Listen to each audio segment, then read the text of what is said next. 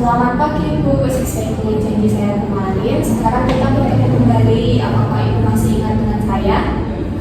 Masih terus. Baik Ibu, sebelum kita mulai latihan hari ini, saya ingin memastikan dulu ya Bu, dari pembicaraan kita kemarin, Ibu pernah membentak, marah dan ingin berbicara orang lain ya? Iya. Kalau Ibu masih ingat, kemarin kita sudah coba latihan nafas dalam dan memukul bantal. Gimana cara untuk mengontrol kemarahan Ibu? Apakah Ibu masih ingat bagaimana caranya? Masih. Baik Ibu, sudah baik dalam melakukan latihan tarik nafas dalam dan pukul bantal dapat dilakukan Ibu merasa marah. Bagaimana jika kita sekarang latihan cara berbicara untuk mencegah marah? Apakah Ibu bersedia? Bersedia terus. Berapa lama kita akan berbincang-bincang? Bagaimana jika 15 menit saja Bu? Boleh. Gimana enaknya kita duduk atau berbincang-bincang ya Bu? Gimana kalau di ruang tamu saja? Sekarang kita dapat latihan bicara baik, cara mencegah marah ya Bu. Sekarang kita belajar teknik pukul bantal. Kemarin kita belajar teknik pukul bantal dan juga nafas dalam ya Bu. Pukul bantal yaitu teknik relaksasi nafas dalam adalah salah satu metode sederhana namun efektif untuk mengurangi kecemasan, stres dan ketegangan fisik. Teknik ini dilakukan dengan menarik nafas secara lambat dan dalam, menahannya sejenak, lalu menghembuskan secara perlahan. Dan untuk teknik pukul bantal yaitu metode terapi perilaku yang digunakan untuk membantu Ibu dalam mengelola emosi marah atau stres dengan cara aman dan konstruktif. Teknik ini melibatkan pembukaan bantal dengan tangan yang mengepal disertai dengan pernapasan dalam dan melepaskan emosi. Kalau marah sudah disebabkan melalui teknik nafas dalam atau pukul bantal sudah terasa lega, maka kita perlu berbicara dengan orang yang membuat kita marah. Ada 3 cara ya Bu.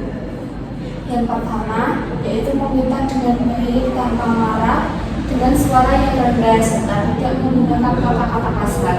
Kemarin Ibu mengatakan penyebab marahnya karena makanan tidak tersedia, rumah berantakan. Coba Ibu minta sediakan makanan dengan baik. Misalnya, Nak tolong sediakan makanan dan bereskan rumah. Nanti biasakan dicoba di sini untuk meminta baju, meminta obat dan lainnya. Coba Ibu bisa praktikkan. Bisa. Nah, tolong sediakan makanan untuk saya makan dan bersihkan rumah. Bagus Ibu. Cara yang kedua yaitu menolak dengan baik. Jika ada yang menyuruh dan Ibu tidak ingin melakukannya, katakan, maaf saya tidak bisa melakukannya karena sedang ada kegiatan. Coba Ibu praktikkan. Maaf, saya tidak bisa melakukannya karena sedang ada kegiatan. Bagus Ibu. Untuk cara yang ketiga yaitu mengungkapkan perasaan kesal. Jika ada perlakuan orang lain yang membuat Ibu kesal, dapat mengatakan, saya jadi ingin marah karena perkataanmu itu. Coba praktikkan. Saya tidak ingin marah karena perkataanmu. Bagus Ibu.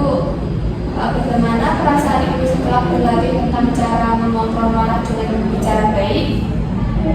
Sudah lebih baik dari sebelumnya. Coba Ibu sebutkan lagi cara berbicara dengan baik yang telah kita pelajari. Ya, bagus sekali ya Bu. Sekarang mari kita masukkan dalam jadwal kegiatan harian Ibu ya. Berapa kali Ibu mau latihan bicara dengan baik? Bisa kita buat jadwalnya? Terus, Coba masukkan ke dalam jadwal latihan sehari-hari, misalnya meminta obat, makanan, dan keperluan lainnya. Nanti bisa dicoba ya Bu. Bila Ibu melakukan tanpa bantuan, tulis di kolom B, dan jika tidak melakukannya, tulis di kolom T. Besok kita akan membicarakan cara lain untuk mengatasi rasa marah Ibu, yaitu dengan meminum obat. Apakah Ibu setuju? setuju. Kapan kita akan berbincang-bincang? Bagaimana kalau besok pagi pukul 8 sekitar 15 menit saja? Ya besok. Gimana kita akan berbicara? Bagaimana jika di ruang tamu seperti sekarang?